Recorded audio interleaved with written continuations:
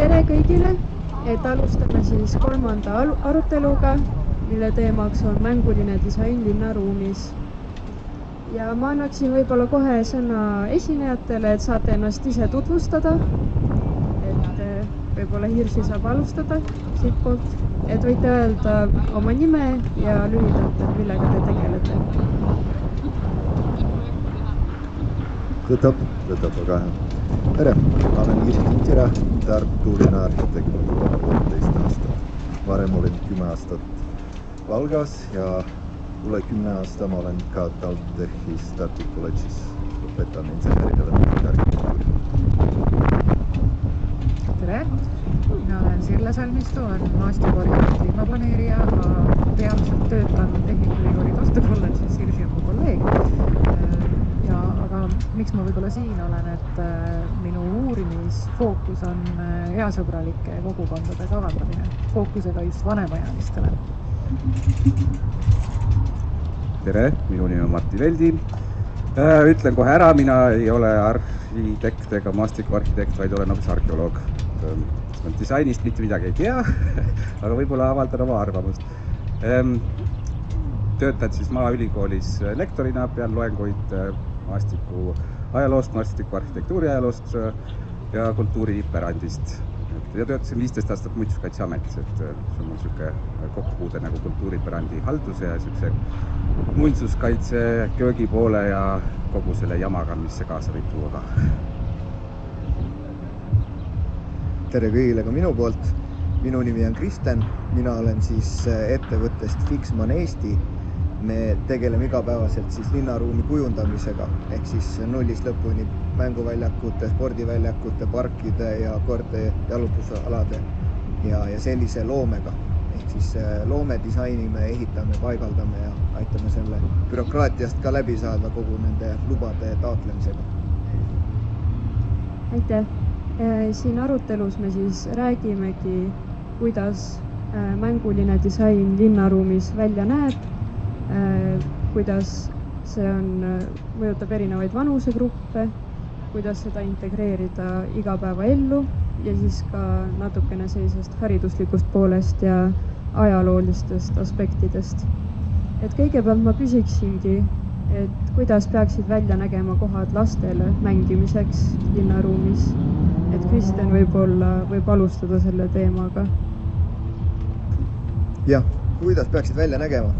No, sellist ühest õiget vastust siin ei olegi tegelikkuses. Et on väga kahte sorti platse või väljakuid, mida tehakse. Et üks suund on see, mis jätab väga palju ruumi fantaasiaks ja tehakse sellised lagedamad alad või rohkem liikuvamad positsioonid jäetakse, mis siis tähendab seda, et lapsed, kes tulevad seda ala kasutama, peavad siis oma fantaasiat kasutama.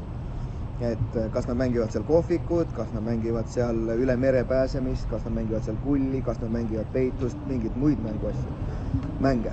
Või siis teine spektrum on see, kus siis põhimõtteliselt luuakse kõik nagu nii-öelda funktsioonid juba toodetega ära.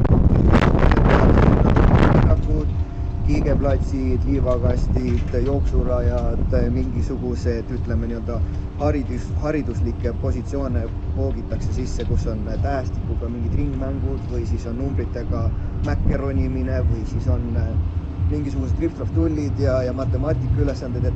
Et ma arvan, et sellist nagu kuldset õiget teed ei olegi, et tegelikult on väga tähtis aru saada, mis positsioonis või keskkonnas see mänguväljak luuakse. Et luua vastavalt sellele nii-öelda linnaruumile sobilik mänguala või siis selline vaba aja veetmise plats.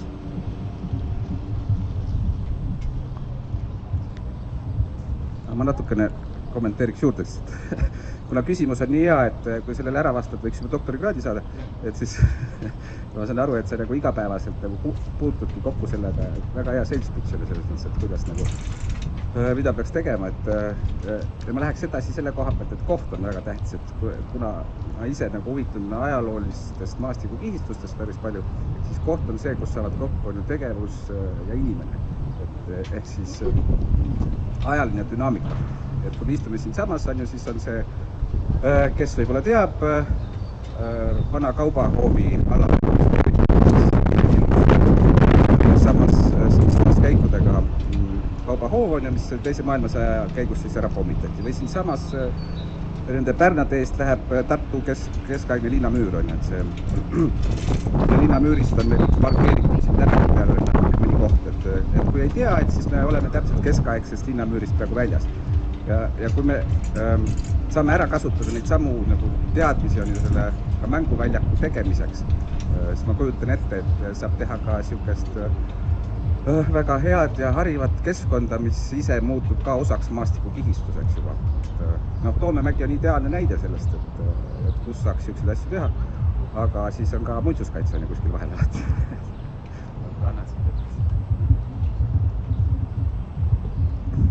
Kuidas peaks mänguvaljak lastele olla kujundatud? See on tegelikult päris hea küsimus, sest ta ei ole ainult teoreetiline, aga ta on osas kõikidest nendest erinevatest maailmavaate aruteludest, mis meil hetkel tegelikult linnaruumi üle käivad. Ja et seda natuke selgitada, siis mul on siin väga hea võtta selle parki eeskujuks, sest nagu te teate, me kavandame siia Siiru ehk uue Tartu kultuurikeskuse, mis on kui väga pikalt nagu suure perspektiiviga seda Siiru ehitus vaadata, siis ta on tegelikult ruumiline kompromiss kahte ootuste vahel. On osa inimesi, kes vaatavad neid vanu Tartu pilte enne teist maailmasõda ja nad tegelikult kuidagi sisemusest siiani ihaldavad seda vana Tartu, mida enam ei ole, ja nende soov oleks ta taas ehitada. Midagi sarnast nagu on vana Narvaga. Ja neid inimesi on päris palju, nad on väga kirglikud.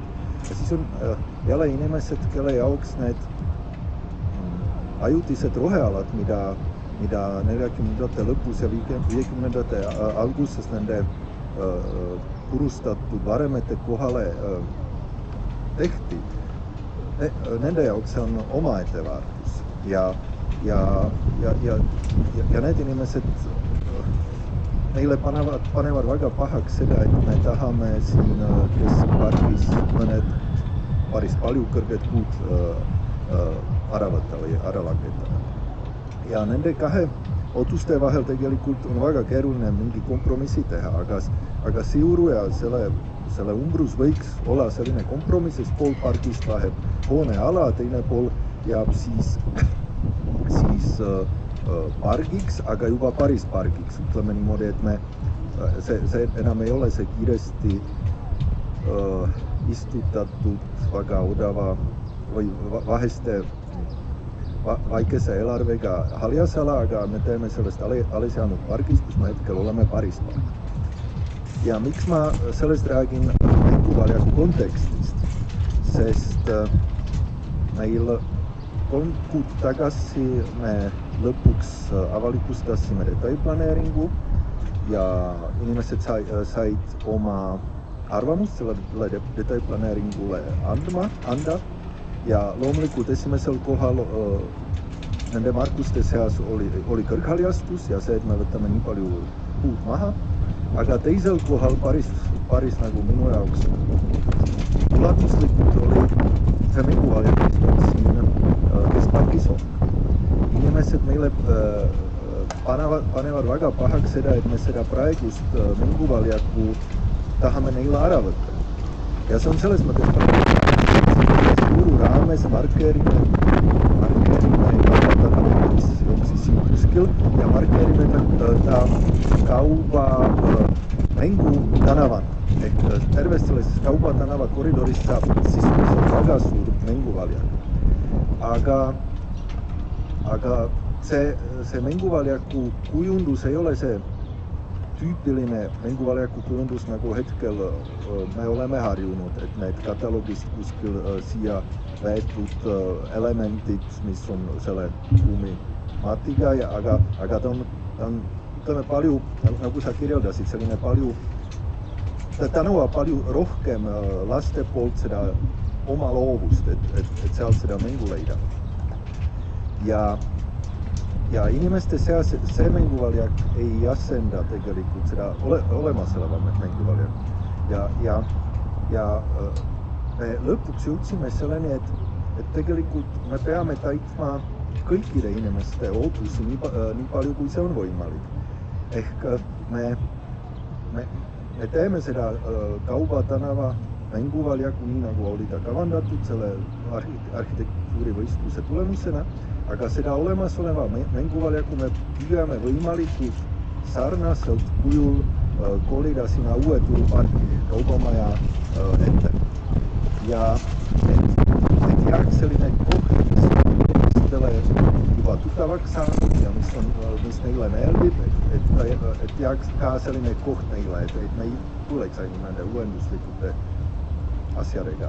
Selle pika jutu tulemusena ma tahaksin lihtsalt jõuda selleni, et mänguväljakutega on täpselt samamoodi nagu kõikide teiste linnaruumi elementidega, et tegelikult meil on vaja neid võimalikult palju ja võimalikult erineval kujul, et ei ole selline üks konkreetne kõige parem lahendus, mida saaks igal pool konteksti vaba rakendada, aga me tõepoolest peame alati vaatama, kus see mänguväljaku on, kellele on ta suunatud, millised on need teised mänguväljakud ümber, et lõpuks tekiks võimalikult rikas mänguruum lastele. Aitäh, see andis mulle võimaluse järele mõelda, mida ise öelda. Ma oleks võib-olla tahtnud siia ka lisada või võib-olla toetada seda mõtet, mida Kirsi just nagu välja käis, et see küsimus, et kuidas teha laste mänguväljakuid, et ma jätaks selle laste sealt võib-olla natuke välja, et kuidas üldse luua mängulist ruumi, et sellest oleks võib-olla rõõmu nagu rohkematele inimestele kui ainult lapsed, aga ka laste vanematele ja võib-olla vanavanematele. Et nii nagu ka selle debati või selline sissejuhatus nagu küsis, et kas mäng on midagi, mis on mõeldud ainult lastele või ka täiskasvanutele, et täpselt nii see ongi, et tegelikult meis kõigis on peidus see selline soov mängida moel või teisel kujul ka siis, kui me enam ei ole need lapsed ja üleüldse millistest lastest me räägime, et 0–3 või kuni 10 või kuni 17 või et kes need on, et ma pigem nagu tõmbaksid need vanuse piirjooned nagu sellisel kujul vahelt ära ja jätaks võimaluse nagu kõigil leida see oma tegevusrõõm nendes ruumides, et nimetame neid siis mänguväljakuteks või mitte.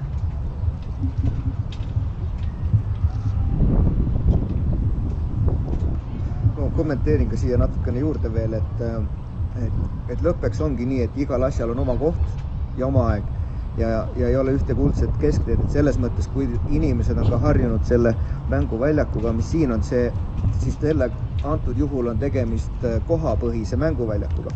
Et kui me rääksime siin Kauba tänavast ja sellest mängulisest tänavast, siis see tegelikult on hoopis teise iseloomuga, sest tegelikult kui lapsed tulevad mänguväljakule, siis üldjuhul nad tulevad koos lastevanematega. Ja mis lastevanematele meeldib, on see, et neil on väikese või siis piiratud alal kontroll oma laste üle. Mis tähendab seda, et nad ei pea kogu aeg järgi jooksma. Et kui ma tulen ka oma 4-aastasega siia mänguväljakule, siis mul on palju lihtsam olla kohapõhisel mänguväljakul ja jälgida oma last versus see, et ma lasen tänava peale lahti. Et selles mõttes see kontseptsioon muutub siin, aga see ei tähenda seda, et üks oleks õige või teine oleks vale. Et hästi tähtis on lihtsalt see mänguväljaku puhul, et olenemata disainist, olenemata siis nüüd antud juhul ka nagu, et mis atraktsioonid seal on tähtis see, et see mänguväljaku või siis vaba aja veetmise plats pakuks võimalikult palju ruumi lastele areneda, sest et mänguväljak ei ole lihtsalt selle jaoks, et ta on nagu ajaveetmise koht, vaid tähtis on see, et nad arendaksid oma sotsiaalseid oskusi, kas siis oodates järjekorras, kas suheldes teiste lastega, kas ronides kuskil eksides. Teiseks on hästi tähtis see, et nad arendaksid oma füüsilisi oskusi, ehk et mänguväljak peab olema eakohane, mis tähendab seda, et kui siia tuleb näiteks 3–4-aastane laps mängima, siis tal on päris palju selliseid asju, mida ta ei suuda veel teha, sest et seal on mõned atraktsioonid, mis on mõeldud vanematele lastele. Ehk et see on nagu, ütleme, selline eakohaline mäng peaks olema mänguväljakutel, mis siis annab võimaluse lastel areneda ka füüsiliselt, ehk siis kas ta ulatab mingite köiteni, kas ta jõuab sellel rippumisredelil edasi liikuda, kas ta julgeb lasta kõrgel jõumäe pealt alla. Et kõik tegelikult sellised erinevad positsioonid ja aspektid on hästi tähtsad mänguväljakute disainimisel ja arendamisel. Et ei olegi, ütleme nii-öelda funktsioonipõhine, vaid pigem on see, et mis on tähtis lapse jaoks, missugune on see keskkond, mida on vaja pakkuda. Kas on vaja pakkuda sellist keskkonda, mis olekski nagu lapsehoiuteenus, paneme suured aiad ette, paneme nii, et on ainult üks sissepääs ja üks väljapääs ja siis on lihtne lastel silma peal hoida. Või siis on ta pigem selline, et ta on hästi avatud, kus lapsed peavad ise välja mõtlema omale mängud või siis on see, et nad peavad sotsialiseeruma teistega. Et pigem võib-olla õige küsimus ongi see, et mida peaks õige laste mänguväljak lastele pakkuma. Et milline on õige mänguväljak, vaid see, et kuidas see aitab lapsi, kuidas see aitab vanemaid ja kuidas see aitab ühiskonda. Sest see on niivõrd lai teema ja sellest ma arvan, me võime kuni õhtuni siin jutustada ja rääkida, et see algab, ütleme nii-öelda nendest vaimsetest võimetest, füüsilistest võimetest, kuni lõpuks lõpeb sellega, et tähtis on ka sellele, et temal ja isal oleks hea meel, et neil oleks vähem stressi, mis siis enam kandub edasi, ütleme, töökohtadesse, teistesse eluvaldkondadesse, mida siis tema juba puudutab. Et tegelikult see on hästi-hästi lai valdkond, jah. Et sellest inspireerituna küsikski, et kuidas integreerida mängu igapäevasesse linnaruumi. Et kui minna välja neist traditsioonilistest mänguväljakutest, siis siin mainiti Kaubatänavat, aga et kuidas seda saaks niimoodi igapäevases linnaruumis sisse tuua ja just, et oleks vanematele inimestele ka, et see midagi pakuks. Et kas on mingeid häid näiteid, kas Eestist või välismaalt? Jah.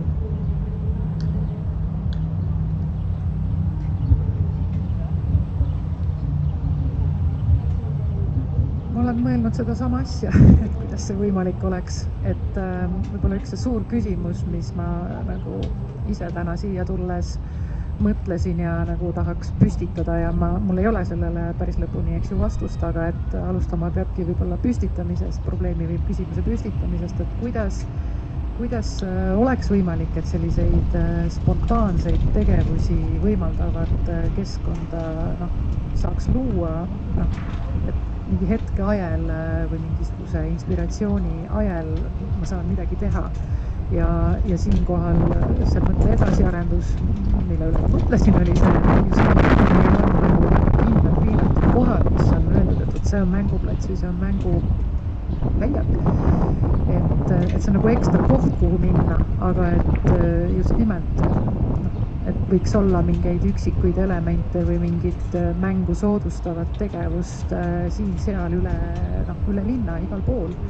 Et olgu see siis, ma olen ise väga suur kiikede pooldaja, võib-olla mõni teab, aga et üks väga konkreetne element, täiesti, ma ei ütleks, et just suvalises kohas, kohta tahab ka valima loomulikult, aga et see ei ole mänguväljak kui selline, aga et praktika näitab, et tavaliselt on järjekord, et nii väiksemad, vanemad, eriti vanad ka, kiiguvad hea meelega, et kiikumine kui tegevus on kuidagi nagu meisse võib-olla ka nagu rahvuslikul tasandil sisse genereeritud, et kiigelaulud laulupeol on ju, et ja võib-olla kui ka mõelda, et siin noorte teemat, et millega nemad tegelevad, et see samamoodi, kui vaadata, et mis kiikede peal möllavad, et siis need ei ole ilmtingimata nagu lapsed, vaid need ongi sellised noorteseltskonnad, mis hea meelega kiiguvad. Aga analoogseid näiteid leiab ilmselt küll ja veel, et kas või mingisugused installatsioonid, skulptuurid, istumisvõimalused, mis võimaldavad seal ka kõike muud tegevusi teha, et see võiks nagu sütitada selliseid mängulisi tegevusi üle linna. See pani mind tõepoolest mõtlema just see kiikumine. Tegelikult ju linnaruum peegeldub seda, kuidas me elame ja ma arvan, et meie ühiskonnas me ei ole harjunud sellega, et täiskasvanud inimesed mängivad või teadlikult mängivad. Ehk ma ei usu, et linnaruumi kaudu seda me saame muuda, aga see, mida sa just ütlesid, on tegelikult õige, et täiskasvanud hea meelega mängivad juhul, kui nad ei teadvusta seda mänguna, kui see on mingi muu tegevus, et meil nagu ei teki see mõte, et me nüüd mängime. See Kiige näite on väga hea. Mul on Valgast kogemus, me aastal 2020 saime valmis Valga ja Valka ühispiiriala ja seal seetõttu, et meil oli päris palju raha, siis me saime ka päris palju välja ehitada, oli väga head maastikuarhitektid Katalaaniast, siis nad tulid ka uute mõtetega ja me ehitasime selle suurele alale 3 sellist mängulist elementi, millest ma tahaks rääkida. Iga ühega on seotud mingi aspekt sellest teemast, mida me räägime. Üks oli, et me ehitasime skateparki. Skatepark oli väga populaarne ja ta on jätkuvalt populaarne, aga algusest oli ainult skatepark. Nüüd on skatepark ja skateparki kõrval on väga suur tahvel, kus on kõik keelud ja soovitused. Miks? Sest umbes 3 aastat hiljem mingi laps kukkus seal ilma kiivrita ja lapsevanem pani lõpuks kohaliku omavalitsust kohtusse, et seal ei olnud öelnud, et selles skateparkis sa pead kandma kiivri.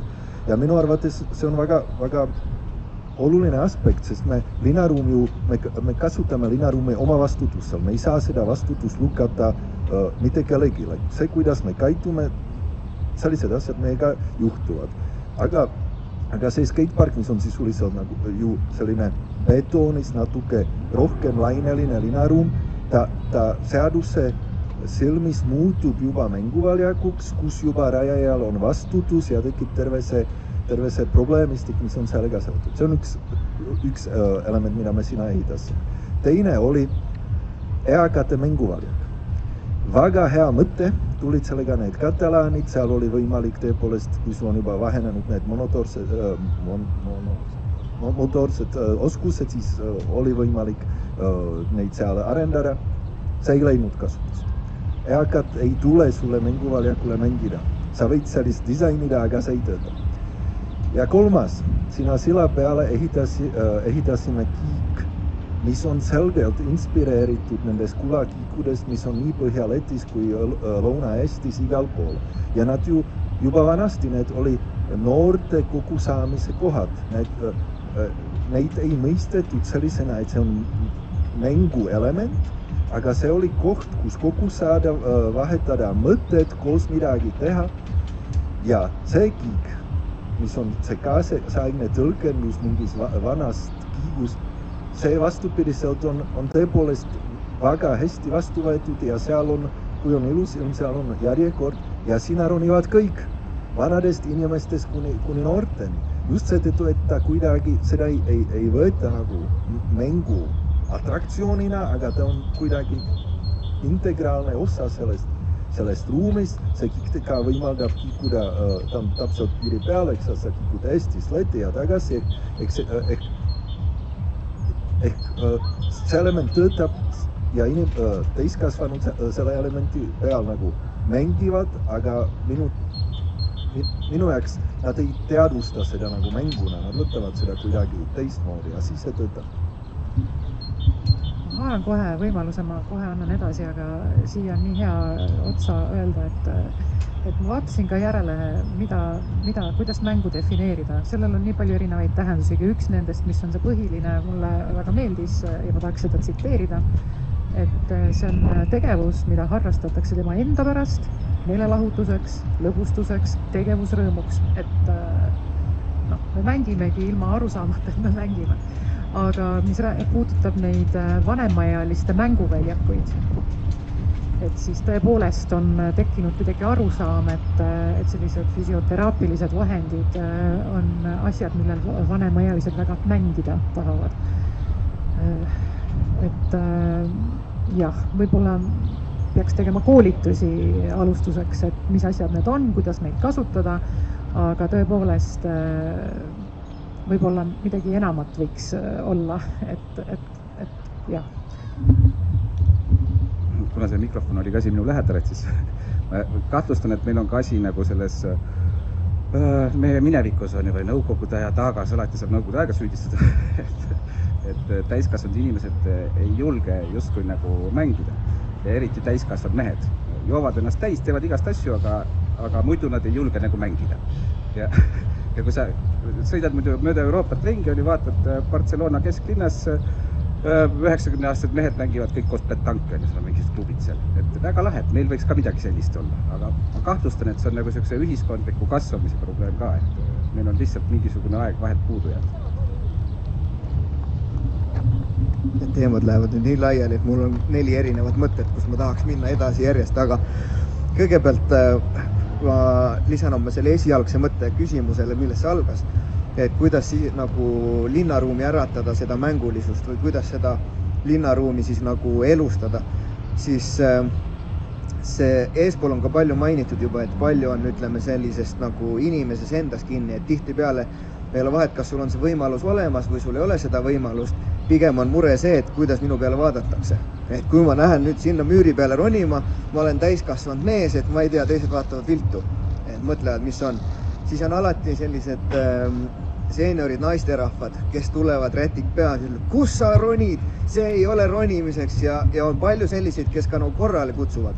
Et ma arvan, et meil ei ole ühiskond võib-olla veel valmis selliseks asjaks, mis on nagu ütleme spontaanne linnaruumi mänguliseks muutmine. Ja mõtlesin seda, et seda tulebki võib-olla teha samm-sammult.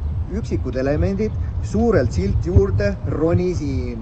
Ehk kui me tahame nagu positsioonidest välja saada, et me julgustame ja ütleme, et see on okei, sellepärast, et siis ei saa keegi öelda sulle, et sa ei peaks ronima siin. Siis ei pea häbi nagu nii-öelda pilku maha pöörama ja häbis vaatama. Ei pea vaatama, et miks sina nüüd siin ronid ja teised jalutavad seal. Et tegelikult võib-olla nagu nende suunatud sõnumitega julgustada teatud nagu nii-öelda positsioone linnaruumis. Siis muidugi ütleme, see ongi nüüd ütleme juriidiliselt ongi natukene erinev, mänguväljakust räägime, siis seal on nii, et mänguväljakul toimuva eest vastutab mänguväljaku omanik. Kui me räägime linnast, siis linnaruumis toimuvast ei vastuta mitte linn, vaid vastutab see, kes siis linnas jalutab. Ehk et kui olid ise loll, et ronisid kuhugi müüri otsa, siis sa ei saa süüdistada linna, et kuule, aga siin oli müür nii kõrge, et ma kukkusin alla, et olge hea nüüd, tehke midagi. Et seda peakski integreerima, peaks julgustama ja see kõik algab tegelikult inimestest endast. Kui me julgeme väljendada ennast, kui me julgeme kasutada neid elemente. Nüüd teine osa, kus oli seenioritest räägitud, tervitused Valgast. Me ehitasime koos teiega seda Valga projekti ja mänguväljakut seal Valka piiri peal ka. Et aga meil oli äkki 4-5 aastat tagasi oli Annelinnas Kaunase mänguväljaku avamine. Ja seal on suur torn, mis on siis mänguväljaku osa ja siis on üks sektsioon, mis on nagu seenioritele ka mõeldud, nende motoorsetele liigutustele. Ja siis tollel ajal ma ütlesin vanaemale, et et me avame nüüd uut mänguväljakut ja tead, mis sinul on ka seal eraldi nagu selline atraktsioonid, tule lähme mängime koos, et ma võtan omad lapsed kaasa ja tule sina ja proovi ära. Ja siis mis mina sinna mänguväljakule tulen, mänguväljak on ikka noortele. Ja täpselt see sõnum ongi enamus seenioritel tänapäeval. Ongi see, et mänguväljak on nii tembeldatud lastele, et see on asi või müüt, mida me peame tegelikult natukene murdma.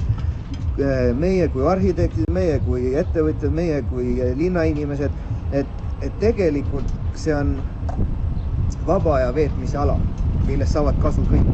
Vahet ei ole, kas sa oled noor, kas sa oled keskealine, kas sa oled vana, et tegelikult see on mõeldud kõigile kasutamiseks. Ja hästi huvitav on see, et need samad seeniorialad ja seeniorile väljakutsed pakkuvad atraktsioonid on väga huvitavad väikestele lastele, sest neil on sarnased mured.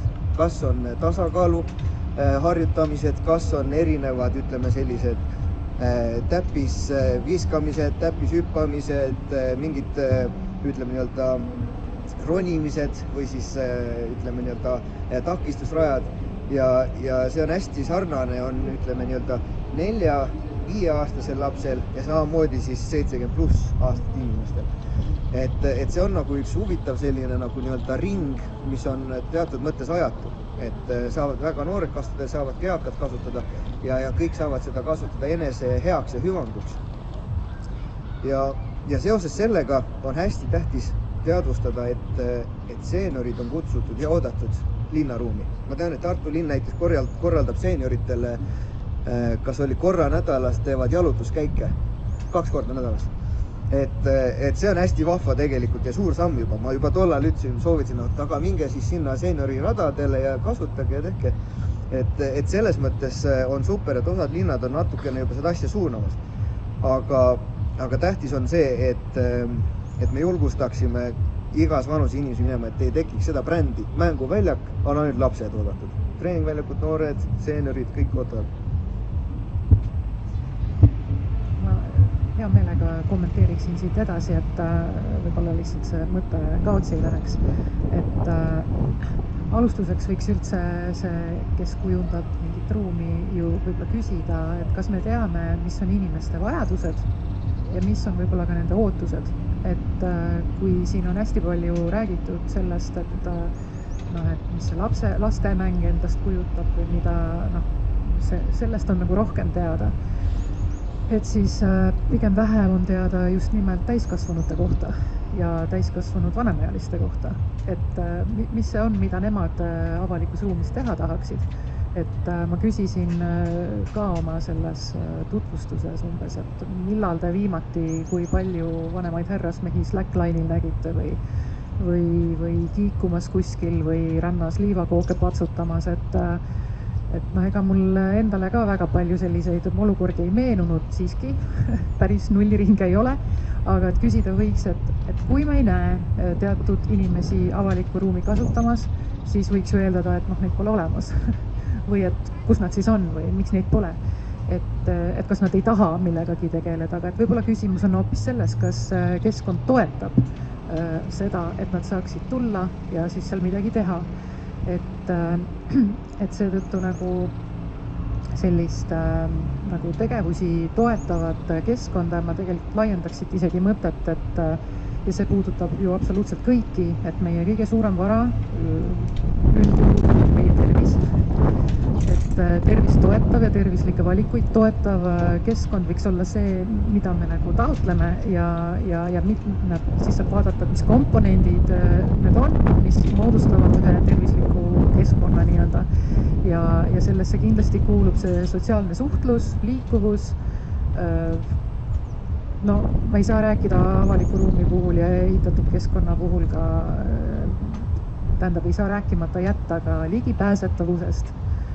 Et kui need komponendid nagu sinna külge panna ja pookida siia juurde see mängukontseptsioon, et siis võiks lõppkokkuvõttes öelda, et mäng on terviseks ja et kui luua võimalikult palju mängulisust ja mänge nagu toetavat keskkonda, siis see lõppkokkuvõttes toetab ka meie nagu selliseid tervisenäitajaid.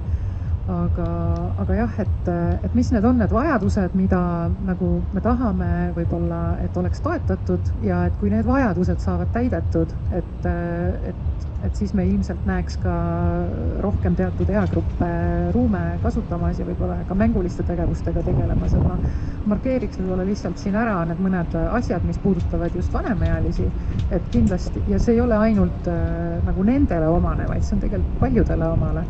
Et iseseisvus ja autonoomia, me tahame iseseisvalt hakkama saada, et olla võimeline ise kuskile minema ja seal hakkama saama, ja mõtestatud ja sellised tähenduslikud tegevused, et võib-olla jah, see isegi sihitud ringi uitamine on sisuliselt ikkagi mõtestatud tegevus või kui hästi järele mõelda. Et need samad kõnniringid, mida sa nagu tõstsid esile, et tõepoolest on minu arvates päris hea näide ka siit Tartust just nimelt võtta, et see on sotsiaalseid suhteid tekitav, liikumist toetav, avastusi, üllatusi ja siukseid, see on nagu siuke aarete jaht, et mis võimaldavad linnaruumiga tutvuda ja ühtlasi see on nagu kureeritud tegevus, et see käib mööda selliseid radu, kus nendel inimestel on võimalik vajadusel ka puhata ja ka tualetti kasutada. Ja kui siin veel baasvajadustest rääkida, siis see on sama tualeti teema, et ei saa käia oma lastelastega nagu pikalt kuskil mängimas, kui ei ole võimalik vahepeal selliseid baasvajadusi rahuldada, et ikka need pingid ja peldikud. Et tegelikult tavapärane taristu peaks olema kõigepealt olemas ja siis need mängud tekivad sinna sisse. mina siin ei ole sellega probleeme, aga et jah, lauspäikese all suvisel ajal, kus kõige rohkem mänge võib-olla linnaruumis toimub, et vari ka siis päikese eest nagu ennekõike, arvestades siis neid vanemealiste iseärasusi, aga loomulikult ka tuul ja vihm võib-olla on see. Ehk siis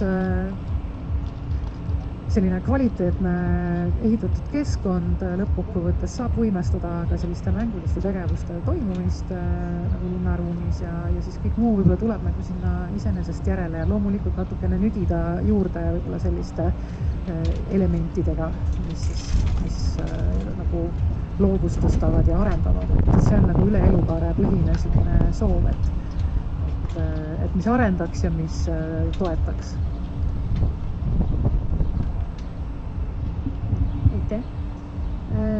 Küsiksin veel, et kuidas saab mäng olla niimoodi integreeritud haridusega linnaruumis ja võib-olla just selliste ajalooliste kihtidega, et kuidas saaks võib-olla niimoodi osavalt, et millised on sellised näited, kus on ajalooline kiht integreeritud mängulisse linnaruumi ja et kuidas saab siis oma ümbrust paremini tundma õppida läbi mängu? Ma eeldan, et see küsimus on mulle. Et Tartus kõige paremini sa näed seda Toomemäel, et seal on väga palju erinevaid tegevusi, saab ka niisugust fantaasiat rakendada, aga mis seal veel võiks olla ka niisugune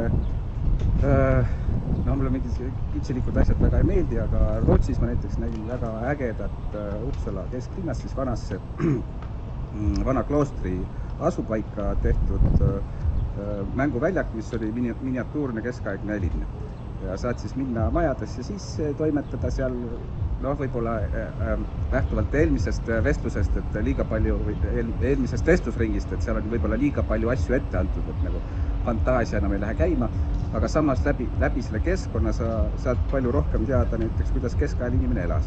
Sa saad käia seal selles majas sees, kasutada seal apteekri juures oli väga kihvt nöörida kinni mingisugune laip, mida sai siis lahti saagida ja vaadata, mis seest välja tuleb. Või siis erinevad mingisugused potsikud ja asjad, mis olid sealt samast koha pealt siis nagu leitud ka.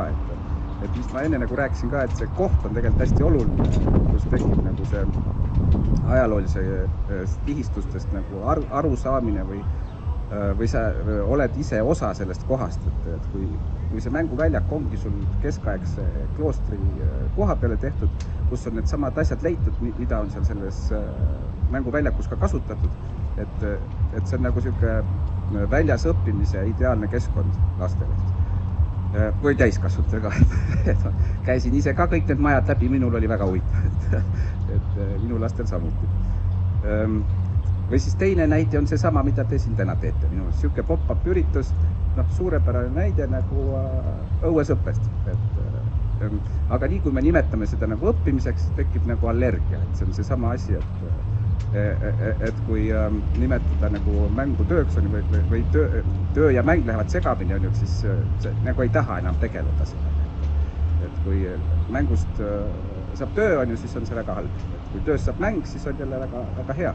Ja samamoodi on selle õppimisega, et kui saad õppida läbi mängu, läbi mingisuguste tegevuste ja kohtade, et mingi sihuke väljas loengud või loengu jalutuskäigud või maastikumängud või need on tegelikult ideaalne variant, et kuidas õppida ajalugu, looduskeskkonda, kas või aru saada, kuidas füüsika töötab.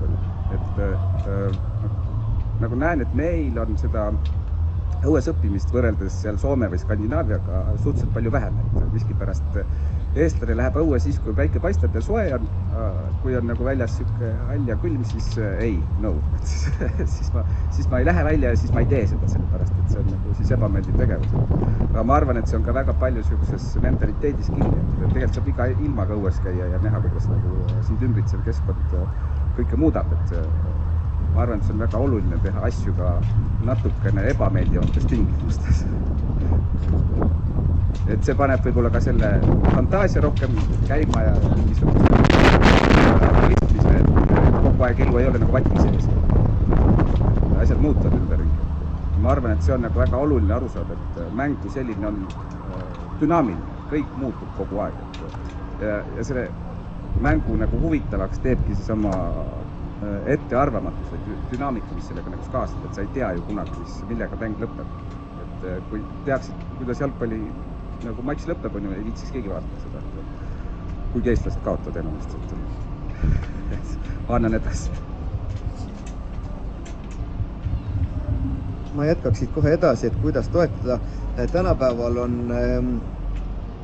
kõik asjad päris kaugele jõudnud oma, ütleme nii-öelda arengu mõttes. Et kui me vaatame mänguväljakuid 30 aastat tagasi versus mis on praegu, siis ajad on hoopis teistsugused. Ja kui me räägime siin, ütleme, ajaloo toetamisest, hariduslikust poolest ja kõigest sellest, siis teda saab tegelikult sõna otseses mõttes integreerida mänguväljakutesse sisse. Ehk et tänapäeval, kui me mõtleme karussellidel, jõumägede peale, ronilate peale, siis on niimoodi, et saad luua näiteks sellise karusselli, kus keskel on sul mulgi rahvariietes tantsiv paar ja siis sa kasutad samal ajal seda karusselli. Saad luua sellised mängukeskused, kus sul on seinapaneelid sellised, mis on siis näiteks kas Eesti rahvusvärvides, kas on seal Eesti rahvuslinnud, Eesti rahvustoidud, kas on sul seal mingi selline ajalooline informatiivne positsioon näiteks asukohapõhiselt, kas Toomemäest, kas Viljandis, kas Pärnus, kas Narvas. Ja samamoodi on see, et tegelikult kõike seda annab mänguväljakutesse sisse integreerida. Et hästi palju oleneb see, et mis on mänguväljaku eesmärk, et kui me jõuame selle juurde tagasi, et kui maastikuarhitektid hakkavad seda väljakut siis planeerima, siis ongi küsimus see, et mis on see lähteülesanne. Ehk et mis on see, mida tellija ootab sellest väljakust. Kas see, et ta oleks justkui nagu ütleme sellist haridust ja kultuuri toetab, kas ta oleks fun-positsioon, kas ta oleks lihtsalt teatud eagruppidele mingisugune läbikäigu positsioon, et see kõik algab sellest, aga põhimõtteliselt on võimalik teha puust ja punaselt kõik ette. On alati võimalik panna neid tahvleid, QR-koode, teed oma QR-koodiga pildi, sulle visatakse rahvatantsud sinna ette telefonidesse. Digitaliseerida. On olemas integreeritud digitaalsed mängud, mis on puutetundlike ekraanide ja paneelidega, mis siis annavad sulle sellist infot, mida sa oled ise salvestanud sinna. On selliseid muusika jutupalle, näiteks keerad jutupalli ja seal hakkavad sul vanad näiteks Kalevipoja mingisugused lood tulema. Et seda kõike on võimalik tänapäeval teha ja see kõik on avatud. Küsimus on lihtsalt see, et kas ühiskond toetab, kas tellija on sellest huvitatud ja kui palju väärtustatakse seda ajalugu, kui palju väärtustatakse seda, ütleme, selle edasiandmist, sest et üks asi on see, et me õpime koolis ajalugu. Teine asi on see, et tegelikult kui ühiskond toetaks seda, kui linnaruum toetaks seda, siis saaks seda väga palju jagada ka juba linnapildis, kõike seda informatsiooni. Minule jälle meeldiks näha rohkem lahendusi, mis ei teeks kõike puust ja punaseks ette. Et kui on miski, mis tekitab meis küsimusi, et miks, et kui me küsime rohkem mikse, et siis see võimaldab kas siis ise nagu selle üle juurelda või on siis keegi, kes aitab seda küsimust avada.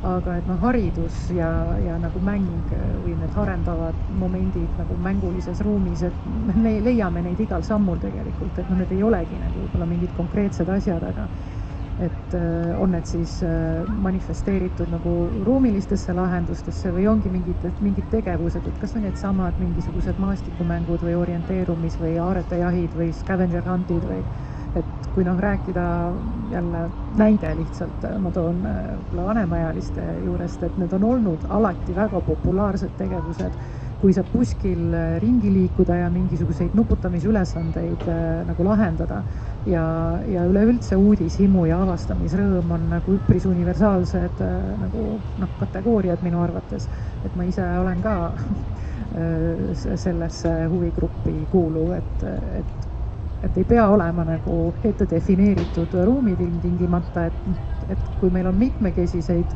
valikuid, siis on väga tore, aga piiratud ressursside raames alati kõike ei saa, aga jah, et linnaruum saab olla hariv väga paljudel erinevatel meetoditel.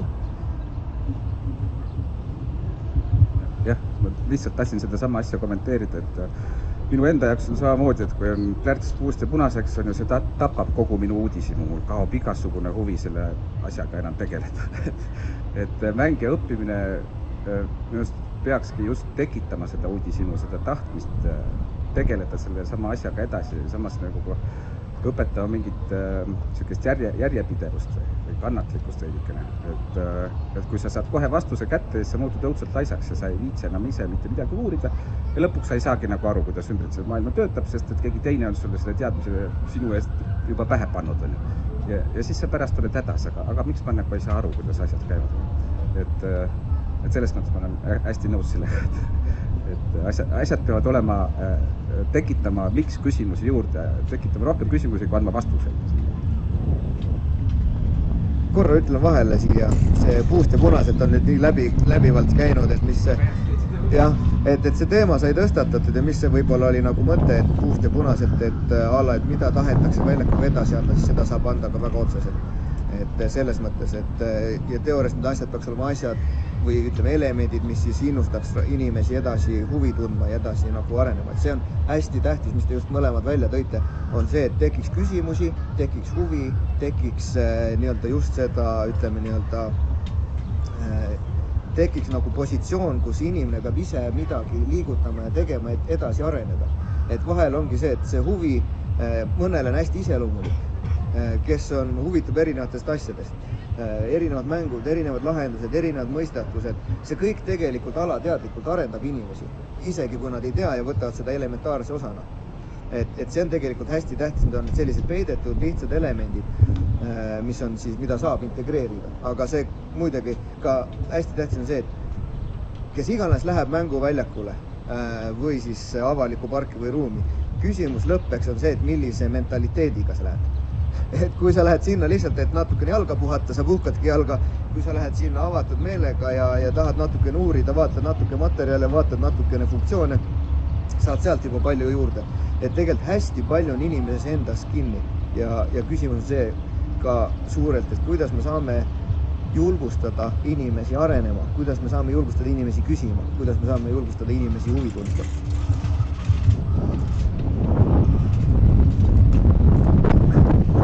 Ja uue aspekti, mida ma natuke mainisin juba varem, aga minu arvates on ta väga oluline, me võiksime selle üle natuke arutleda. Öeldakse, et mäng on väike inimese töö ja selles mõttes mängu kaudu väike inimene õpib. Aga õppimisega minu arvates on tugevalt seotud see, et mõnikord midagi ei õnnestu. Et mõnikord mina teen midagi valesti ja saan haiget või et õppimisega on seotud ka ohud. Ja minu arvates me jõudsime nende meie mänguatraktsioonide disainimiseni nii kaugele, et me kuidagi püüame nagu kõik võimalikud ohud kõrvaldada. Et tihti, sa rääkisid selles lähteülesannes, aga tihti on tegelikult kohaliku omavalitsuse lähteülesanne maastikuarhitektidele, tehke meile mänguväljaku, kus ei saa mitte midagi juhtuda, sest siis ei kaasne sellega need võimalikud juriidilised ohud või võimalused, et keegi hakkab midagi nõudma. Aga selline keskkond, kus kõik võimalikud ohud on kõrvaldatud, on väga ühetaoline, steriilne ja tegelikult lapsi mitte arendatav. Ja kuidas sellest loksust välja saada, mina tõepoolest ei tea, sest meil on selle ümber pidevalt vaidlused, et alati kui me tahame midagi, mis oleks lastele suunatud, aga oleks natuke, ütleme, et võimaldaks natuke rohkem tegevusi, siis praktiliselt eranditult sellega kaasneb see, et seal tekib mingi oht juurde, et näiteks on kuskil kõva ala, kus ei peaks olema ja kohe hakatakse või ei ole sertifikaate nende mänguatraktsioonidele ja alati see lõpeb sellega, et selle ohutuse eesmärgil me lõpuks nagu vähemalt osaliselt anname alla. Ja mis on selle juures minu jaoks nagu kõige võib-olla isegi kurvem või selline nagu kõige keerulisem on, et tihti on veel võimalik veenda ametnikke ja poliitikud, et teeme midagi teistmoodi. Aga kohe, kui sellest tuleb, kui seda avalikustatakse, siis kohe tekib see ühiskonna tohutu kirglik reaktsioon, kuidas on võimalik, et te ehitate midagi, mis on ohtlik. Ja me siin ei pea rääkima ainult nendest mänguväljakutes, ma arvan, et kõik, kes te olete Tartus, te saite jälgida, kuidas me aasta tagasi vast valminud sinna jõeastmestikule lõpuks paigaldasime ka piire. Igaüks, kes sõitis natuke Euroopas ringi, siis ta teab, et kõikidest Euroopa linnadest on niimoodi, et sul on kõnnitee ja kohe on vessi, et see ei ole midagi nagu erilist. Tartu kesklinnas kuidagi see ei ole võimalik. Ja seal me andsime ala, või poliitikud andsid ala. Nüüd me sekkusime sinna avaturu juurde, emaldasime vana roostetatud piire, panime pingid, jälle tohutu suur arutelu Facebookis ka meile kirjutavad, mulle ka kirjutavad päriselt inimesed, et kuidas on võimalik, et te emaldasite piire, mis ei kaitsnud mitte midagi, inimesed hakkavad sinna kukkuma. Ja see on palju keerulisem, kuidas muuta inimeste mentaliteeti niimoodi, et nad ei ootaks, et linnaruum on alati ohutu, sest ohutu linnaruum ei ole tegelikult hea linnaruum, ta ei ole mänguline, ta ei ole arendav, ta on steriilne ja uhetaoline. Aga mul ei ole sellele mingi lahendus või vastus.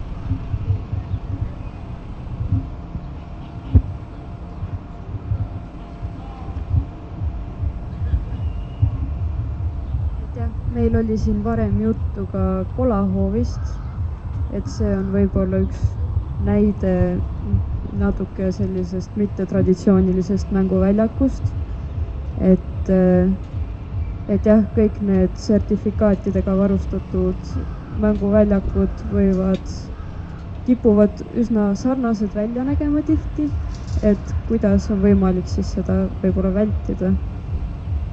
Et ma võin lugeda ette ühe Karin Bachmanni tsitaadi ka, et ta ütles, et kitsaid võimalusi pakkuvate laevade ja lepatriinude asemel võiks eelistada abstraktsemaid vorme, mis paneks lapse fantaasia lennukamalt tööle. Ja tahtsin küsida ka siis sellist asja, et mänguväljakutel ja üldse linnaruumis, et mis on selline mängulise disaini esteetika, et kas on olemas nii-öelda selline lõbus värvigamma või materjalide valik ja et mis mõju on siis linnaruumi mänguliselt tunnetamisel, visuaalsel disainil? No see on nüüd tõesti nii pikk ja keeruline küsimus, et võib-olla siia on hoopis psühholoogi vaja, kes ütleb, kuidas inimene mingitesse värvidesse suhtub ja kuidas ta tunneb, kui näeb, et inimene on rohkem kui lähemal kui meeter ja nii edasi, aga võib-olla alustaks sinu selle küsimuse algusest sertifikaatidest, et tegelikult õigusruumis sertifikaadid ei ole kohustuslikud. Et kui ehitatakse ka väljakud, platsid, siis sertifikaat on midagi sellist, mida enamus omavalitsused lihtsalt nõuavad endale nii-öelda plaan B-ks või taustaks, et neil on kuhugi toetuda. Et aga kui näiteks keegi Elle tuleb kaebama, et tema lapsega juhtus mingit asja, et see mänguvahend või see plats ei ole ohutu, siis on neil alati tagataskust võtta, et meil on sertifitseeritud, et see toode on tegelikult vastavalt standarditele ja sa ei saa nagu öelda, et asi on meis. Et kogu see, ütleme, bürokraatia on see, mis nagu omakorda natukene lihtsub.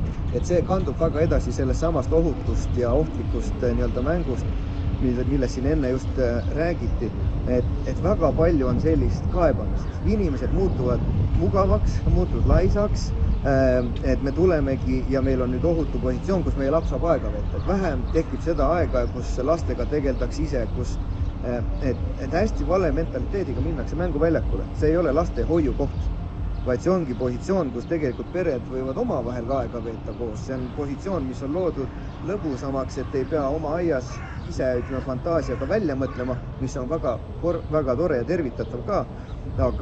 Aga just see, et on loodud sellised positsioonid linnaruumi, et väga paljud elavad suurtes kortermajades, elavad uutes arendustes, kus ongi näiteks aiaruum, väliruum piiratud ja sellepärast siis ühiskonda luuakse või siis linnaruumi luuakse sellised positsioonid. Ja mis on kahju, on see, et inimesed lihtsalt kaebavad nii palju ja inimesed on rahulolematud ja alati on keegi teine süüdi. Et see on nagu see kurb pool, mis siis tuleb ringina tagasi neile endale. Linnad panevad asjad lukku, poliitikud, kes asju eest veavad, ettevõtjad, kes ehitavad ja loovad neid võimalusi, nad lihtsalt ei viitsi selle jamaga tegeleda, sest see on neile ebavajalik, nad tahavad tegelikult head teha. Me teeme teile suurepärased alad ja siis te tulete ütlema mulle, et näed, siin oli liiga kõrge mingisugune pingiaste, mõõdame veel mõõdulindiga ära, et näed, on üle 40 sentimeetri ja see ei ole kuidagi ergonoomiline ja lähme detailidesse ja see kõik tegelikult on teatud mõttes nii-öelda suurt pilti vaadates jama aga kuhu see asi on viinud, on see, et kõik jälgivad nüüd nii detailselt, et me elaksime mulli sees, et ei oleks neid riske enam. Ja see on see keeruline osa ja sertifikaadid pika jutu lõpus ongi see, et oleks ehitajatel, arendajatel, linnainimestel öelda, et see asi on õige, et see ei ole naabrijaadu ehitatud variant ja noh, et seal on mingisugune nagu nii-öelda teadus ja mingisugune õige suund taga. Nüüd muidugi ütleme see kola või kilakola mänguväljak, mis sa tõid välja, et ma usun, et sellel on ka oma koht ja tegelikult on palju selliseid positsioone ja ma isegi olen noorena ja lapsena paljudest kohtadest kolanud, kus ei peaks, võib-olla. Küll on lagunenud majad, küll on sellised raua kokkuhoia, mingisugused hunnikud asjad ja seal on nagu hästi palju huvitavaid elemente. Aga lõpuks ongi see, et võib-olla ma arvan, et kui see mentaliteet kaoks ära, et mänguväljakul toimuva eest vastutab linn, siis julgeks linn väga vabalt ka juba teha selliseid lahtisema võimekuse ja selliseid fantaasiarikkamaid väljakuid. Sest lõppeks ongi nii, et kui me teeme sinna mudavköögid, kui me paneme sinna potid, pannid, pliidid, asjad, mis on ütleme lastele köögi mängimiseks super. Mudavköögid on väga populaarsed asjad praegu. Kui keegi võtab selle panni, virutab vastu pead kellelegi, siis on juba automaatselt see linna mure. Ja mängus juhtub neid asju ja lapsed ei teagi ja ei teadvusta alati, mida nad teevad, vaid emotsioonipõhiselt lihtsalt, mis kätte juhtub või satub, nad reageerivad kuidagi. Et ma arvan, et hästi tähtis on see, et me kasutajatena esiteks ei nuriseks väga palju. Teiseks see,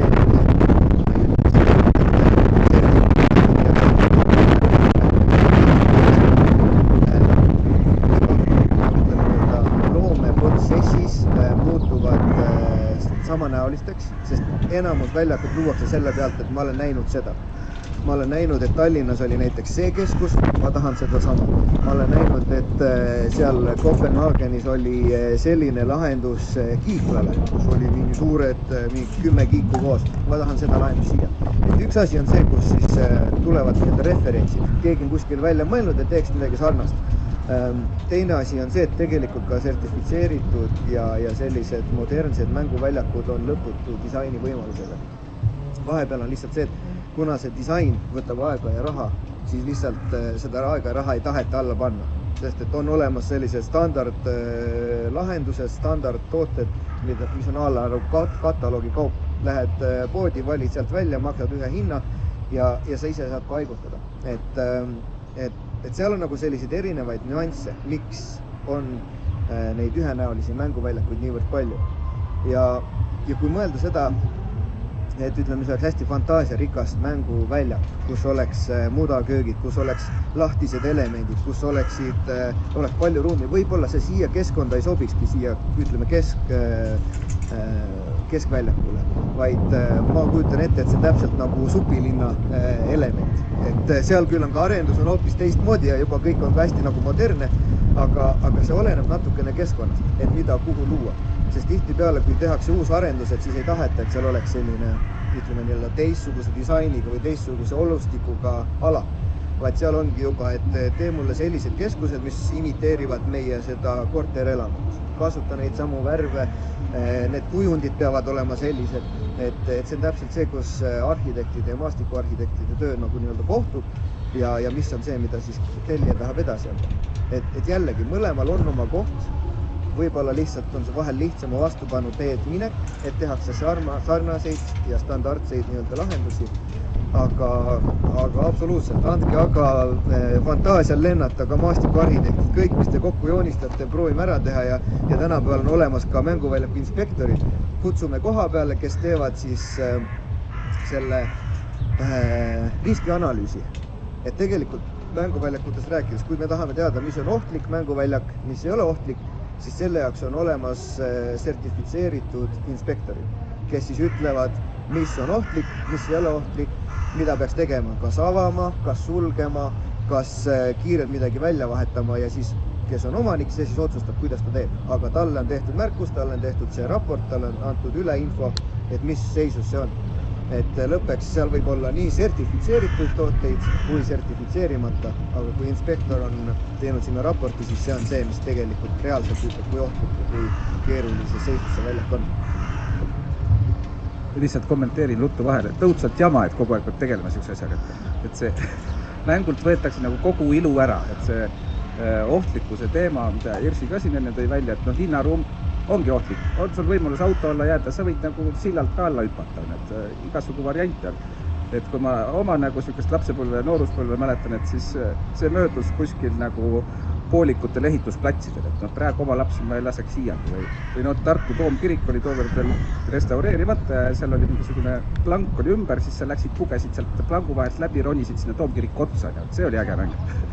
No näed, ma kardan, et ei, ma olen näinud lihtsalt, mis võib juhtuda, kui ehitusplatsil keegi jääb mingi ploki alla. Seda juhtus 90. algus, 80. lõpus ka ikkagi. Et praegu on see, et tahamegi nagu siis võib-olla see sama mälestus sellest, et muuta kogu keskkonna nii ohutuks kui vähegi võimalik, aga see võtab ka siis selle võimaluse nagu areneda selles suunas, et oht on tegelikult kogu aeg olemas. Ja me peame nagu arvestama sellega, et oht ongi olemas, et see on normaalne osa nagu elust. Et kui see ära võtta, siis kaob ka nagu elul mingisugune osa mõttest. Anna ütles. Tahtsin siia juurde veel uuesti vististi nagu rõhutada seda mõtet või et mis selle ruumi mänguliseks teeb linnaruumi. Et ma ikkagi tahaks nagu näha rohkem selliseid spontaanseid tegevusi, et seetõttu mulle endale hästi sümpatiseerivad need erinevad festivalid, millest ka ennem oli juttu, et Uit, eks ju, siin varsti kohe tuleb, et kui me näeme miskit ja saame kasutada midagi, mis natukene inspireerib või nagu nügib meie fantaasiat ja paneb nagu uutmoodi mõtlema mingitele asjadele ja tekitab võib-olla ka julgust mingeid teistsuguseid lahendusi nagu proovida, et see kindlasti on see, mis annaks palju linnaruumile juurde. Ja mis puudutab seda küsimuse vist teist poolt, mis esteetikaga seonduvalt, et see on ka niivõrd lai ja keeruline küsimus, et ausalt öeldes pole vahet, kas need pulgad on kollased või punased, et kui nad ei võimalda fantaasial nagu sisse tulla, et siis ma lihtsalt ei vasta, vaid ma lihtsalt nagu teen retoorilise küsimuse tagasi, et ei ole ju vahet, mis värvi.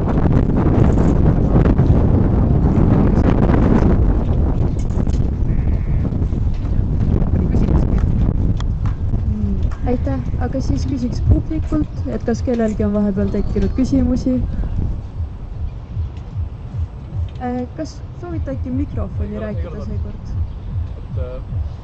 Ma kuulasin seda vestlust, et mulle tundus, et Tule lähemale. Mulle tundus, et kõik on nagu ühel nõul, et peaks olema sellist rohkem vabadust, aga et just nagu sellised juriidilised probleemid saavad takistuseks, et kaevatakse kohtusse, kui keegi saab viga. Äkki peaks siia protsessi kaasama hoopis mingisuguse juristi, kes siis leiab selle lahenduse või tegelikult enne arutasime ka, et võib-olla, et kui on nagu kiri üleval, et omal vastutusel, et siis võib-olla sellest piisab.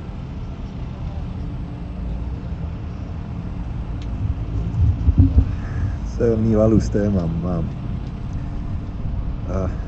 Tartu linnavalitsuse struktuuris kõige elavam arutelu on ruumiloome osakonna ja õigusteenistuse vahel. Need juriidilised teemad, mis on seotud linnaruumiga, need on nii keerulised ja nad põhinevad tegelikult sellel, mida sa tõid ilusti välja, et meie ühiskond eeldab, et keskkond on ohutu ja kui meil midagi juhtub, siis me otsime seda suplast. Ja kohalikul omavalitsusel on väga keeruline selles midagi ära põgeneda, sest kohalik omavalitsus on siin selleks, et tema oma inimestel oleks elu võimalikult hea. Aga keegi positsioonil öelda, sa ise olid lool ja oled süüdi, et see on nii keeruline ja seetõttu me reaalselt mis iganes muudatused me linnaruumis teeme, siis me alati arutame need juriidilised probleemid, mis on sellega seotud, aga minu arvates see, kuigi see on vajalik ja sellel ei ole alternatiivi, siis see puhtalt nagu linnaruumi vaatenurgas produktiivne ei ole, sest see alati näeb välja niimoodi, et sul on mingi vahva idee, siis tulevad juristid ja siis sellest ideest jääb kümnendik, või ma natuke ütreerin, aga see on umbes see tüüpiline areng ja mind isiklikult see tihti demotiveerib. Aga jah, teiselt poolt, kui ma oleks jurist, äkki ma vaataks selle hoopis teistmoodi.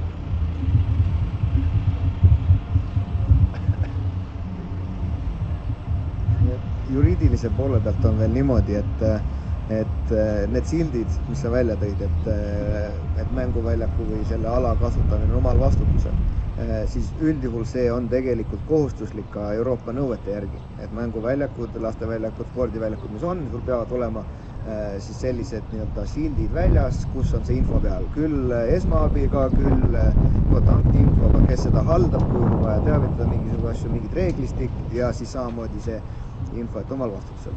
Küll aga juriidiliselt see alati ei päde nüüd selles mõttes, et see väga nagu nii-öelda oleneb olukorrast, mis juhtub mänguväljakul. Et kui me toome näite, kus on loodud mänguväljak ja seal on vahvad parkuuri asjad ja siis seal on suured kõrged tornid ja nüüd 4-aastane laps kukub ülevalt tornist alla näiteks, siis hakatakse seda asja vaatama niimoodi, et tegelikult neid asju ehitatakse, selekteeritakse vastavalt eale ja tihtipeale on see, et lapsevanemad tõstavad oma lapsed ise üles kõrgele, et emme issi, ma tahan saada näiteks sellest torust kinni võtta või ma tahan lasta ka sealt kõrgelt Liumäest alla. Aga tegelikult on mänguväljakud disainitud nii, et teatud eagrupp lapsi pääseks sinna iseseisvalt ligi. Ja ongi nagu kahes eas on lihtsasti ligipääsetavad tooted, alad, mänguväljakud ja raskesti ligipääsetavad ja seal on juba siis ka teaduslikult välja arvutatud, mis on erinevad distantsid, mida teatud vanuses lapsed saavad läbida, mis on erinevad pikkused, erinevad läbimoodid. Ja kui seda minna süvitsi, siis neid asju lahendataksegi niimoodi, et mis põhjustas siis selle, et näiteks laps kukkus alla ülevalt tornist. Kas oli see, et lapsevanem pani sinna üles, ta ei pääsenud ise sinna, kas ei olnud tema eakohane, ei olnud see vastav, või siis lõpuks lihtsalt süüdistatakse seda, et aga mille jaoks ehitati selle mänguväljaku, mis ei ole peresõbralik. Et see on selline hästi hall ala, et seal on küll mingeid positsioone, mida saab nagu öelda, et see on kasutaja oma vastutus ja saab väga selgelt välja tuua, et mis on kellele mõeldud. Aga lõppeks on ikkagi see, mis enne just välja toodi, et tegelikult neid arendatakse ju iga inimese nii-öelda heaolu jaoks ja selleks, et oleks kõigil ju hea siin olla, aga ometi on neid erandeid, kes siis on kõvema häälega kui teised. Ma ütlen vahel, et ma tean, et on nagu standardid ja erineva suurusega, et pea ei mahuks august läbi ja kõik on. Aga et võib-olla peaks olema nagu kaks eraldi, siis ütleme, et üks on nagu selline standardite kohane ja teine on siis selline, kus siis oled tõesti omal riskil. Jah, see lihtne on nagu öelda ja mõelda ja kontseptsioonid iseenesest ei ole nagu üldse halvad, ei ole pahad, aga teisalt ongi nii, et kellegi nagu nii-öelda pädevusse või alasse need ikkagi jäävad, et seadus on see, et kelle ala peal see mänguväljak on, see vastutab. Ja kui sul on seal selline, mis väljak, mis ei vasta üldse mingile standardile või seadusele ja isegi kui sa paned pildid ülesse või või seaduse tekstid ja asjad kõik sinna ja teadvustavad kasutajaid, siis reaalsus on ikka niimoodi, et need jõuavad linnavalitsuse lauale ja sealt on vaja hakata edasi arendama, et äkki me likvideerime selle väljaku ära hoopis sellepärast, et nurinat oli nii palju, või üks lapsevanem viib asja meediasse ja siis on järsku kogu linnavalitsus on segadus, et tegelikult on nii, et seda hirmu on väga palju, sest lastevanematel on ikka metsik võim ja me kõik teame, kuidas emad ja isad muutuvad, kui nende pisikeste eluõiekestega midagi juhtub, siis nad on nagu emalõvid ja isakarud tulevad välja siis, kui on häda. Siis, kui on hästi, siis on kõik vaiksel ja nagu vähe, et aga nagu ikka, siis hädakisa on ikka suurem kui see tänu või rõõm.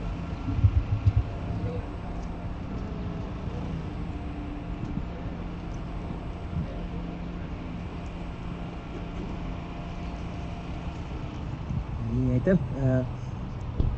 Osad mäletavad mind ka eelmisest paneelist võib-olla, et psühholoog Silver. Ma tahaks selle ohutuse teema juurde korraks tuua ühe paralleeli. Liiklusohutuse strateegia Zero Vision ehk nullvisioon, mis ütleb tegelikult seda, et keskkond peab olema andestav. Et me teame, et inimesed eksivad ja kui nad eksivad, siis nullvisiooni järgi see eksimus ei tohiks lõppeda surma ega raske vigastusega. Ja tõenäoliselt ka nende mänguväljakute puhul me peaks selle ohutusega tegelema selles mõttes, et keegi ei jääks vigaseks või ei saaks surma. Aga sellised lihtsamad õnnetused, et kukun, löön põlve ära, ennast puhtaks, see on ju okei, eks ole. Et seesama teema, et pead ei topi kuskilt vahelt läbi või ei rooma kuskile, kus sa väga kõrgelt alla kukud, et noh, see on ju mõistlik tegelikult, et miks me peaks nagu looma neid väga ohtlikke võimalusi juurde. Et me ei pea ju kogu ohutusega tegelema, vaid me tegeleme ainult sellega siis, et inimesed ei saaks surma või ei jääks elu lõpuni vigaseks. Aga teine teema, mille kohta ma tahaks mõtte õhku visata, mida teie käsitlesite selle arutelu alguses, et see eakate mänguruum, et ma väidan, et eakate puhul probleemiks ei ole liikumisvaegused või mäluprobleemid, vaid üksildus. Ja see, et eakatel ei ole tegelikult rolli ühiskonnas, nad on kõrvale jäetud. Ja kui te küsite tegelikult eakate käest, et mis teie soov on, siis nad tõenäoliselt vastavad teile, kui nad oskavad seda öelda, et ma tahan tunda ennast vajalikuna. Ja senimaani, kuni need eakate mänguväljakud ei adresseeri seda probleemi, seda üksildust ja ühiskonna liikmeks olemist, et siis nad tööle ei hakka ka.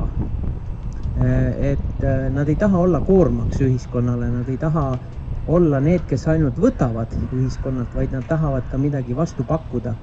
Et me kõik tõenäoliselt teame seda vanaema või vanaonu, kes hirmsasti topib meile mingisugust jampsi kaela, mida me ei taha. Aga see on ainukene asi, mida nad saavad meile veel pakkuda, sest neil paremat ei ole. Aga kui näiteks need mänguväljakud võimaldaksid siis kaasata neid eakaid, et me ei pea hakkama Kalevipoja lugusid ringi jutustama mänguväljaku peal, vaid nende eakate lugusid ja nende mälestusi. Et siis nad tunneksid ennast ka vajaliku ühiskonna liikmena, et kõik see, millega nad saavad panustada, et selline mõttekoht ja kommenteerimiseks juurde. Väga hea, ma kohe võtaks siit edasi, et võib-olla kohe annan sulle edasi ka, et ma julgeks öelda kohe, et ega need lasteväljakud ja mänguväljakud kõiki maailma probleeme ära ei lahenda ja samamoodi see eakate üksildust, ega see suur selline nii-öelda tähena ei tõuse taevasse, et lahendab selle mure ära, et on väga palju teisi organisatsioone ja instituute, kes tegelikult tegelevad selliste asjade ja probleemidega ja see on väga õige asi, et seeniorid tunnevad ennast üksi ja nad ei tunne ennast vajatuna. Näitena oskan öelda, Tartu linnas on ka väga hea selline siht asutus olemas seltsiliste grupp, kes siis otsibki lihtsalt seenioritele, vanematele inimestele seltsilisi, kes veedavad nendega aega. Käivad koertega jalutamas, käivad mänguväljakutel, käivad väljas, käivad kinos, käivad, liiguvad, ajavad juttu, kuulavad. Ja see on see tähtis osa. Seoses ohutusega, millest sa alustasid, on nii, et meil sellel aastal tehti ka standardimis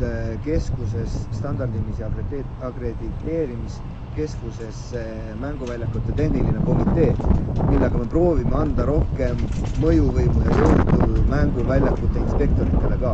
Et paljudes Euroopa riikides on juba nii, et mänguväljakute inspektorid saavad ette delegeerida ja dikteerida, millises seisus on väljakud, mida tohib lubada, mida ei tohi lubada.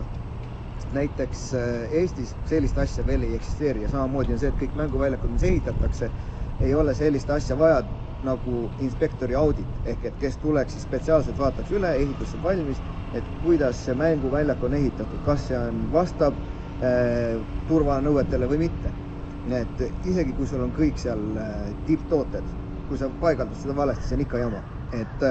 Et selles mõttes see ohutuse positsioon on asi, millega me tegeleme ka nüüd sellest aastast erinevate ettevõtete, maastikuarhitektide liidu ja paljude nagu nii-öelda asja osalistega siis seda teemat. Ja see on väga tähtis teema, et ei tekiks seda, et me kasvame mulli sees ja samamoodi ei tekiks seda, et oleks ohtlikud väljakud.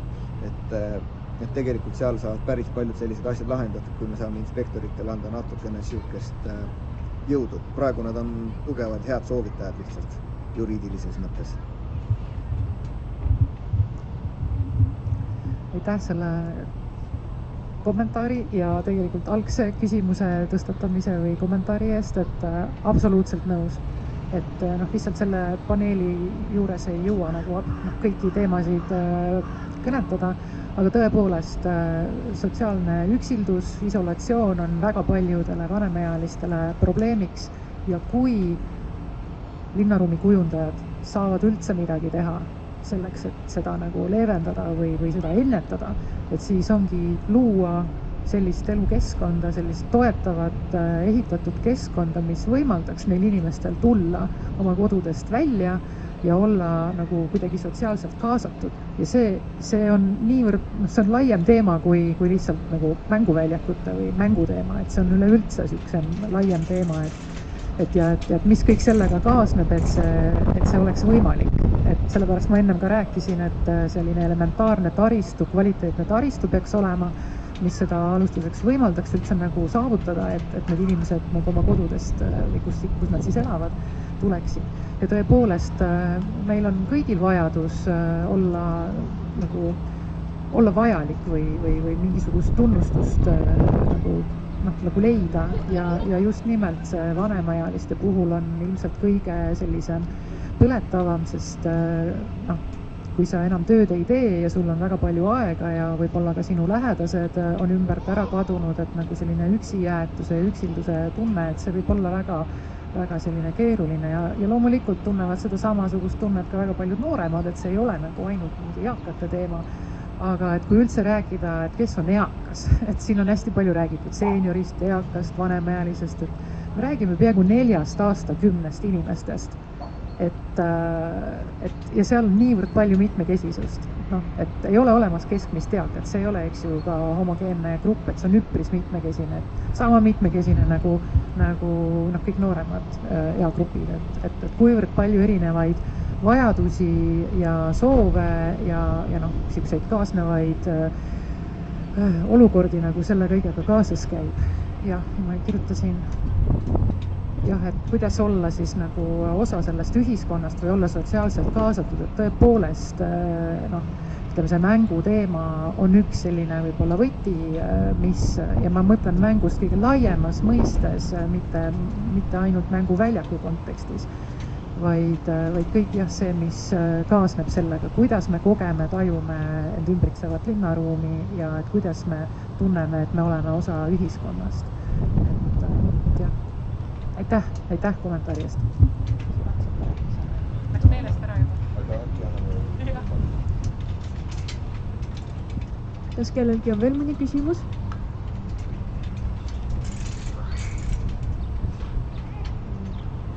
kui ei ole, siis kas teil on endal veel mõni mõte, millest te võib-olla ei saanud praegu rääkida, aga tahaksite kindlasti välja tuua? Jah, ma pikalt sellele mõtlesin, et mina olen tõepoolest peast arhitekt, minu jaoks ehitatud keskkond ja linnaruum on väga oluline osa minu elust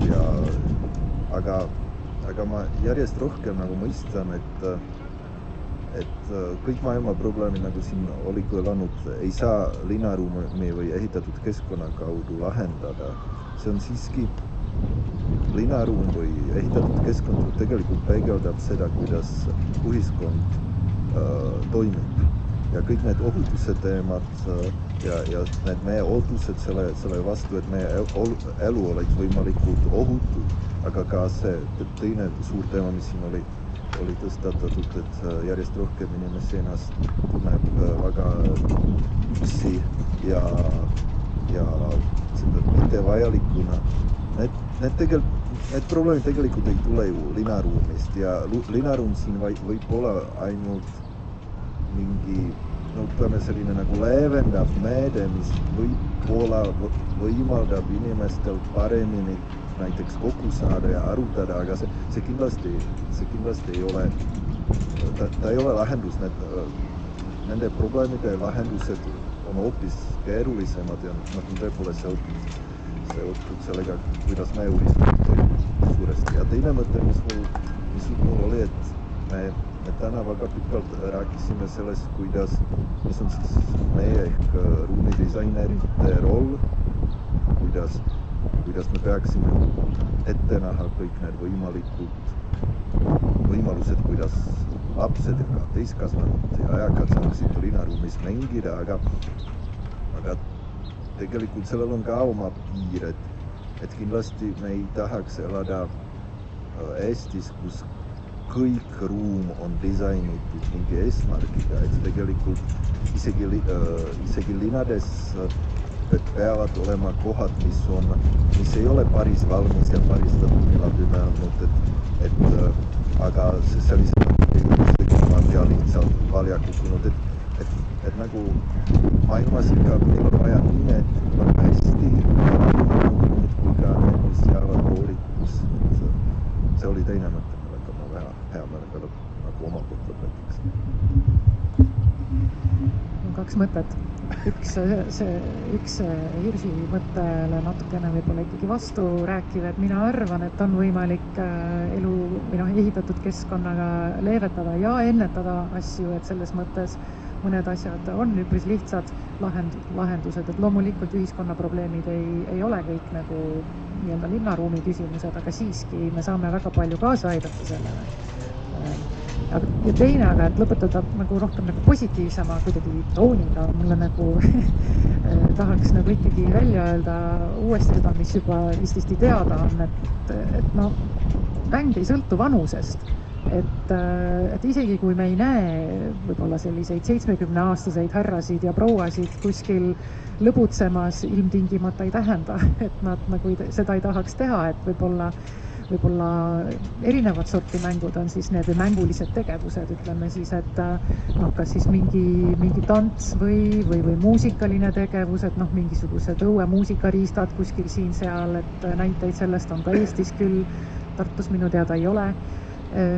Või siis mingid muud tegevused, mida ikkagi saab teha nii-öelda mängu nime all, et ma küll tahaks täna olles täiskasvanu ja ka 20 või 30 aasta pärast sellist linnaruumi, kus ma saaks ka mõne mänguga tegeleda. Aitäh!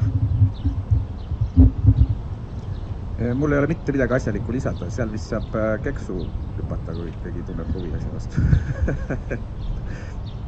Aitäh ka muidugi! Ma ka pikalt enam ei peatu, on räägitud küll ja te võib-olla olete juba külmetanud kuuldumad päris kõvasti, aga ma väga nõustun siin eesrääkijatega, et tegelikult lõpuks kogu see mäng ja kogu linnaruum algab meist endast. Et selles mõttes ma soovitan ja julgustan olema teid leplikud ja heatahtlikud. et me võime siin ka eelnevalt kommenteerinud psühholoogiga visata mõned hundirattad pärast ja meil on ka väga tore ja lõbus mäng, et selle jaoks ei ole vaja tegelikult atraktsioone ja asju, vaid küsimus on selles, et mis on meie meeleseisund ja mis on meie mentaliteet. Et kui me julgustame üksteist ja kui me oleme heatahtlikud ja kui me tahame olla selle ühiskonna osa ja me tahame, et see asi kasvaks, siis me arvustame iseendast, et see asi võiks minna liikuma ja lõppeks ei ole vahet, kas su laps lööb põlve ära või mitte. See on elu osa ja me ei saa kõike kaitsta ja mulli sisse panna neid, aga küsimus on see, et kuidas me selle olukorraga tegutseme, mis me selles olukorras siis lahendusena välja pakume. Kas süüdistame kedagi teist või siis otsime võimaluse seda olukorda kuidagi parandada ja teha teistele järgmistele paremaks. Aitäh! Suur aitäh teile väga põneva arutelu eest. Teeme suure aplausi esinejatele.